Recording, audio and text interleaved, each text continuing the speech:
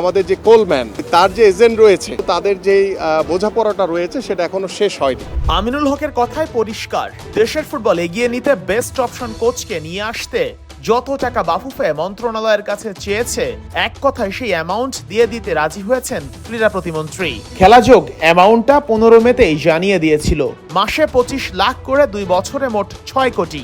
এতেই বোঝা যায় এক্স ক্যাপ্টেনের ফুটবলের প্রতি আবেগটা এখনো অটুট আছে আগের মতোই। আমিনুল হক তার দিকে ঠিক আছেন, কিন্তু যাদের দায়িত্ব কোচের সাথে প্রফেশনাল ডিলটা করার, তাদের হেয়ালিতেই কোলম্যান নিজেই এখন বেঁকে বসেছেন।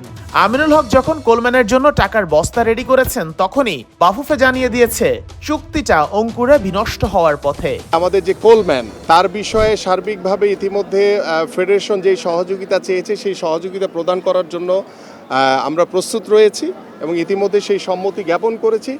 কিন্তু আমি যতটুকু বাফুফে প্রেসিডেন্টের সাথে কথা বলে শুনলাম যে তার যে এজেন্ট রয়েছে সেই এজেন্টের সাথে বোধহয় এখনো পর্যন্ত তাদের যেই বোঝাপড়াটা রয়েছে সেটা এখনো শেষ হয়নি। এজেন্টের সঙ্গে বোঝাপড়া না হওয়া কিংবা কোলম্যানের বিরক্তি, এই ঘটনা আসলে আজকের নয়। যেদিন ক্রীড়া প্রতিমন্ত্রী তুরস্ক থেকে দেশে ফেরেন, অর্থাৎ সেই 14 মে থেকেই বাফুফেকে পাত্তা দেয়া বন্ধ করে দিয়েছেন ক্রিস কোলম্যান। খেলাযোগ দুদিন আগেই জানিয়েছিল ক্রিস কোলম্যান সাইফুল বারী টিটুর মেসেজের রিপ্লাই দিচ্ছেন না। এখন ব্যাপারটা কিন্তু সেটা প্রমাণও হয়ে গেল।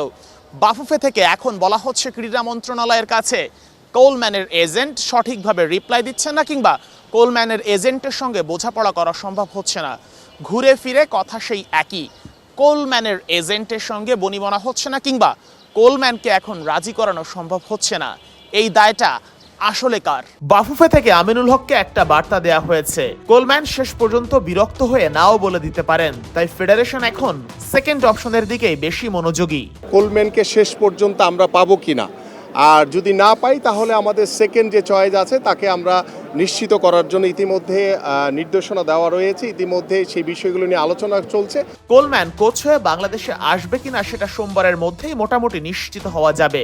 তবে এই ওয়েলশম্যান না আসলে বাফুফে টমাস জুলিকেই আনার চেষ্টা বেশি করবে বার্নস্টর্কের চেয়ে, এটাই তাদের পরিকল্পনায় এই মুহূর্তে। ক্রীড়া প্রতিমন্ত্রী আমিনুল হক এখন পর্যন্ত নিজের জবানে অটুট আছেন। তিনি যে কথা দিয়েছিলেন কোচ নিয়োগে অর্থনৈতিক সহযোগিতার প্রয়োজন হলে তিনি হাজির হবেন সবার আগে, তিনি সেই স্ট্যান্ডেই আছেন।